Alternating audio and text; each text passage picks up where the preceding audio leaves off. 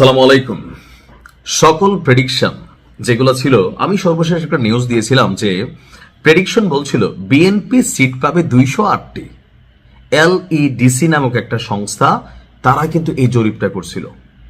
আপনি দেখেন কিভাবে কাটায় কাটায় মিলা গেছে। বিএনপি সিট পাবে 208টি, আর জামাত পাবে 46, এবং তাদের শরিকরা মিলাজিলা 55 প্লাস মাইনাস তাদের আসন সংখ্যা হবে। আর অনেক আসনে হয়তো অন্যান্যরা পাশ করবে। তবে এই জরিপটা 297টি আসনের চূড়ান্ত ফলাফল যখন আমরা পাইলাম, তখন দেখলাম যে 209টিতে বিএনপি এবং জামাত ইসলামী, 68টিতে তারা আপনার বিজয়ী হয়েছেন। জাতীয় নাগরিক পার্টি পেয়েছে 6 আসন, আর এখন মন্ত্রিসভার অপেক্ষা। তো প্রশ্ন হচ্ছে, নির্বাচন তো হয়ে গেল, সরকার কবে গঠন হচ্ছে? আসুন দেখি। একটা গ্যাজেট প্রকাশ হবে, সেই গ্যাজেট প্রকাশের পর শপথ নেবেন নির্বাচিত সংসদ সদস্যরা। এরপর শুরু হবে নতুন সরকার গঠনের প্রক্রিয়া।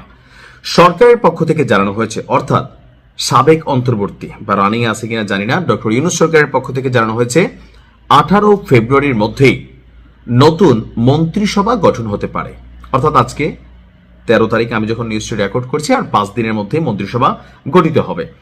সরকারের অপর একটি সূত্র বলছেন, আগামী 16 ফেব্রুয়ারি নতুন সংসদ সদস্যদের শপথের অনুষ্ঠান হতে পারে।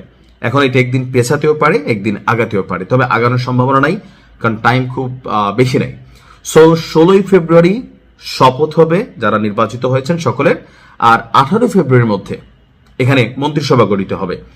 পরবর্তী দুদিনের মধ্যে মন্ত্রিসভার শপথের মাধ্যমে গঠিত হবে নতুন সরকার। নির্বাচনের সর্বোচ্চ আসন পাওয়া বিএনপির সংসদ নেতা হবেন নতুন সরকারের প্রধানমন্ত্রী, অর্থাৎ জনাব তারেক রহমানই হচ্ছেন আগামী দিনের প্রধানমন্ত্রী। আর নির্বাচনে দল হিসাবে দ্বিতীয় সর্বোচ্চ আসন পাওয়া জামাত ইসলাম, তাদের ভূমিকা সংসদে কি হবে সেটা পরবর্তী সময় নির্ধারিত হবে। তবে জামায়াত সংসদে এখন প্রধান বিরোধী দল হবে, এটাই হচ্ছে এখানে নিশ্চিত। এনসিপি তাদের সাথে জুটে আছে। তো এই সরকার গঠনের পর আপনার একটা পলিটিক্যাল গভর্নমেন্ট বা রাজনৈতিক সরকার আসলে আমরা পেতে চাচ্ছি। তো বরাবরই বলছি, সরকারের কাছে মানুষের অনেক আশা, অন্তর্বর্তী সরকারের কাছেও অনেক এক্সপেকটেশন ছিল, যেটা আসলে তারা পূরণ করতে পারেনি। এখানে যারা উপদেষ্টা হয়েছেন অনেকেই হাজার হাজার শত কোটি টাকার মালিক হয়েছেন। খোদ ডক্টর ইউনূস সাহেব নিজেও অনেক অ্যাডভান্টেজ পাইছেন, বা তার যে প্রতিষ্ঠানগুলা ব্যক্তি জীবনে মামলা টামলা বা বিভিন্ন ইস্যু ছিল, সুবিধা নিচ্ছেন। বাংলাদেশ নামক রাষ্ট্রটা গত 18 মাসে মন্দের ভালো চলছে, বাট এখন যে সরকার আসতে যাচ্ছে তাদের কাছে ধৈর্যই যদি আপনি এক্সপেকটেশন করেন একদম আকাশ পাতাল, এটাও কিন্তু হবে না। কেন? এই যে 18 মাস ধরে এই সরকার বা এর আগে যে সরকার ছিল, তাদের যে বৈদেশিক ঋণ, বিভিন্ন জায়গায় লেনদেন, বা আপনার বিশ্ব ব্যাংকের অর্থ পরিশোধ প্রক্রিয়া, বা পদ্মা সেতু সহ বিভিন্ন যে মেগা প্রজেক্টগুলো ছিল, বা অনেক কিছু, একটা রাষ্ট্র চালাতে গেলে যা যা হয়, তো এই সব কিছু মিলেয়া এই সরকারটাতে যারা বসবেন তাদেরকে একটা কঠিন সময় পার করতে হবে। এখন যদি দেখা গেল যে কথায় কথায় আন্দোলন, এগুলা কিন্তু এখন করলে সরকার বিপাকে পড়বে।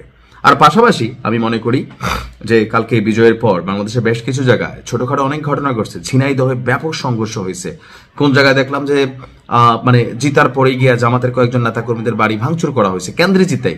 তো এরকম অনেক ঘটনা কিন্তু টুকিটাকি ঘটছে। এখানে বিএনপি যিনি যারা আছেন নেতাকর্মী, আপনাকে মনে রাখতে হবে, যেন তারেক রহমান যা চিন্তা করছেন, আর এটা বাস্তবায়ন করতে হবে আপনাকে, এটা বাস্তবায়ন করতে হবে আপনাকে। শেখ হাসিনা নিজে ঢাকা থেকে বৈশাখ সারা বাংলাদেশে ভেজাল করে নেই। তিনি সিদ্ধান্তগুলো যখন আসতো সেগুলোতে তিনি ডিসাইড করতেন যে আসলে কি হবে। তবে মাঠ পর্যায়ে যারা ঘটনা ঘটাইতো, এটাই আওয়ামী লীগের খাইয়ে দিচ্ছে। সো বিএনপির একজন কর্মী, আপনি যেই পর্যায়ে গ্রাম, প্রত্যন্ত ইউনিয়ন, ওয়ার্ড যেখানেই থাকুন, আপনার ভালো কাজ বিএনপিকে প্রশংসিত করবে, আপনার খারাপ কাজ বিএনপিকে ধ্বংসের দিকে ঠেলে দিবে। কারণ 5ই আগস্টের পরে একটা জিনিস তো হাইপ হয়ে গেছে, কোনটা? একটা সরকারের পতন কিভাবে ঘটাইতে হয় জাতি শিখা গেছে। সো সেই ক্ষেত্রে আমরা আশা করি সততা, সেক্ষেত্রে আশা করি স্বজনপ্রীতি, সেই ক্ষেত্রে আশা করি মেধা, এগুলোর মূল্যায়ন হবে। ভালো থাকুন। আসসালামু আলাইকুম।